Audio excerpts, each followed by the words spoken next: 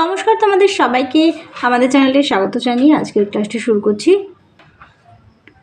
আজকে তোমাদের দেখাবো পঞ্চম শ্রেণীর প্রথম পর্যায়ক্রমিক মূল্যায়ন 2024 সালের রায় মার্টিন প্রশ্ন বিচিত্রা থেকে বাংলা বিষয়ে মডেল কোশ্চেন পেপার 1 নম্বর ও 2 নম্বর যে সেটটি আছে আজকে তারই সমাধান করে দেব।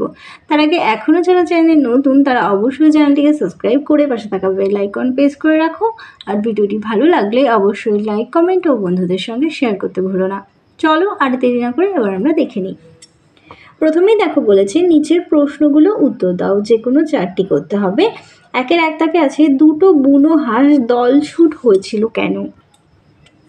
উত্তরটি দেখো, লাদাখের একটা বরফে ঢাকা নির্জন জায়গায় শীতের শুরুতে আকাশ দিয়ে দলে দলে বুনো হাঁস উড়ে যেত।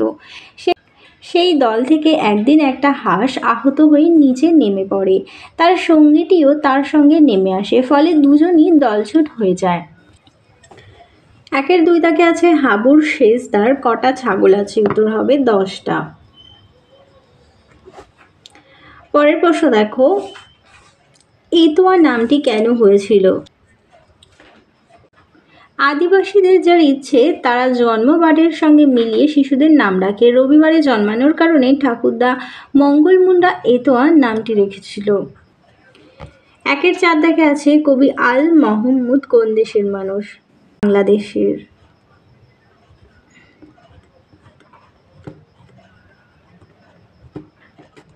পরের প্রশ্ন দেখো, গল্প বুড়োর চেহারাটা কেমন? থুরথুরে।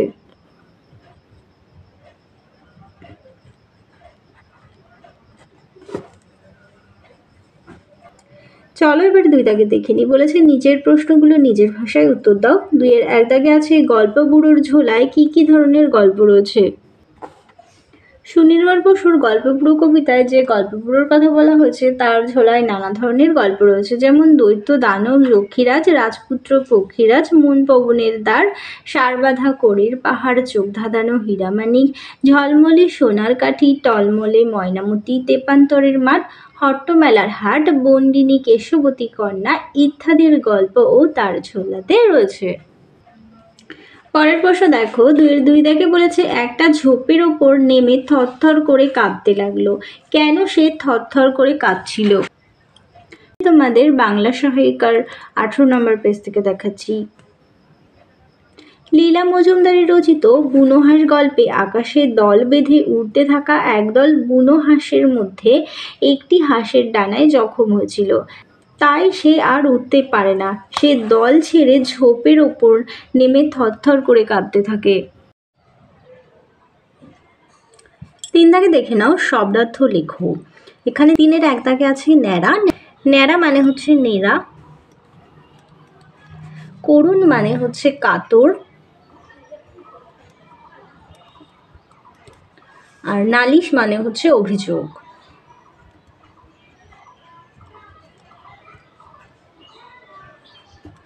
এরপরে দেখো বাক্য রচনা। এরপরে 4 দাগে চলে যাই। বলেছে বাক্য রচনা করো। প্রথমে আছে চিঠিপত্র, পাঠশালার ভগবান। দেখো চিঠিপত্র দিয়ে লিখেছি পিয়ন বাড়ি বাড়ি চিঠি বিলি করে, আর পাঠশালা হচ্ছে যদু প্রতিদিন পাঠশালা যায়, আর ভগবান দিয়ে লিখেছি ভগবান সকলকে বিপদ থেকে রক্ষা করে। এরপরে 5 দাগে চলে যাই, সন্ধি বিচ্ছেদ করো। আচ্ছন্ন, 5-এর 1-এ আছে আচ্ছন্ন, হবে আ যুক্ত ছন্দ। উদ্দিন হবে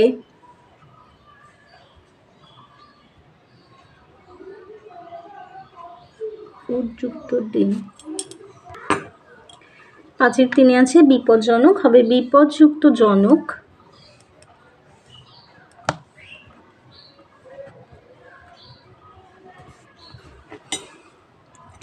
এবার চলো তোমাদের 2 নম্বর মডেল সেটটিও দেখিয়ে দিই।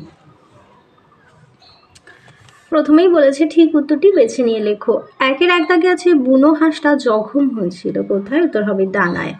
পরের প্রশ্ন দেখো, দারোগাবাবুর পরামর্শ শুনে হাবু হয়েছিল। উত্তর হবে কাবু। আর 1-এর 3 দাগে বলেছে দরবার শব্দটির অর্থ কি? উত্তর হবে সভা। এবার চলে যাই 2 দাগে। 2 দাগে বলেছে নিচের প্রশ্নগুলো নিজের ভাষায় উত্তর দাও। দুইয়ের এক দাগে আছে এতোয়া মুন্ডার কাহিনী গল্পে হাতিঘর গ্রামটির পূর্ব নাম কি ছিল? উত্তর হবে শালগেরিয়া।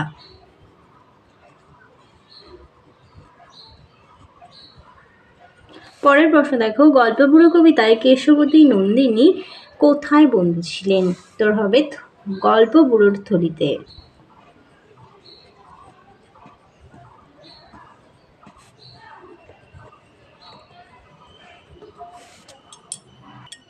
পরের প্রশ্ন, দুইয়ের তিন দাগে আছে বুনো হাঁস গল্পে জোয়ানদের তাঁবুতে বুনো হাঁসেরা কি খেত? উত্তরটি দেখো, জোয়ানদের তাঁবুতে বুনো হাঁসেরা টিনের মাছ, তরকারি, ভুট্টা, ভাত ও ফলের কুচি খেত। দুইয়ের চার দাগে বলেছে, পরের প্রশ্ন দেখো, দুইয়ের চার দাগে বলেছে ছেলেবেলা গল্পে লেখক কখন লুকিয়ে ছাদে উঠতেন? উত্তর হবে দুপুরবেলা।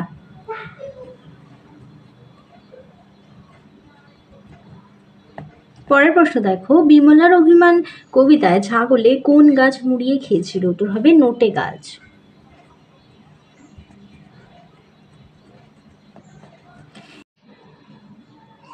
এবার চলে যাই তিন দাগে, বলেছে ঠিক উত্তরটি বেছে নিয়ে লেখো। তিনের এক দাগে আছে আচ্ছাদন শব্দটির সন্ধি বিচ্ছেদ হলো আ যুক্ত ছাদন। পরের প্রশ্ন দেখো, খুব ভালো নিম্নলিখিত পদটি কি?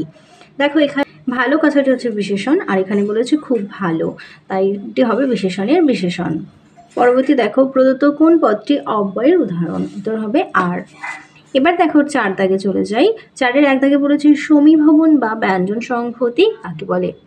উত্তরটি রায়মার্টিন সহায়িকার 172 নম্বর পেজ থেকে। পাশাপাশি থাকা দুটো আলাদা ব্যঞ্জন মিশে গিয়ে একই রকম ব্যঞ্জনে পরিণত হওয়ার ঘটনাকে সমীভবন বা ব্যঞ্জন সংহতি বলে। পরের প্রশ্ন দেখো, চারের দুই দাগে বলেছে সর্বনাম কাকে বলে? উদাহরণ দাও।